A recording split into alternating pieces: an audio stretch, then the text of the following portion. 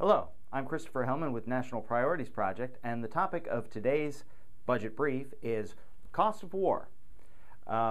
Recent events in Iraq and Afghanistan, particularly the end of combat operations in Iraq back in December, have led people to ask the question, what's going to be happening to war costs in these two wars?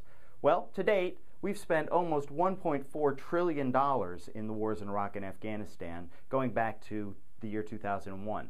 Of that, roughly $800 billion has been in Iraq, and $570 billion has been in Afghanistan. And moving forward, we know three things about war costs. One, we're going to be spending less. Second, even though we'll be spending less, we will continue to fund both military operations in Afghanistan and our continued presence in Iraq. And finally, tracking these dollars will be harder to do.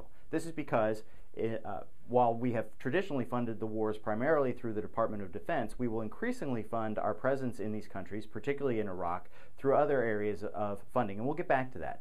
So lower costs. Let's look at that. Last year, we spent about $160 billion totally on the wars in Iraq and Afghanistan. This year, it'll be down to about $115 billion. And projecting forward to next year, they're estimating it'll cost us about $88 billion to maintain our presence in these two countries. Well, what about looking forward into the future? One of the things that the most recent information given us by the Department of Defense indicates is that they're still looking at funding for wars in at least Afghanistan through fiscal year 2017. Their budget projections include a very small number, only $44 billion, but again, they're talking about funding that's being requested for a period of time that's 5 years in the future.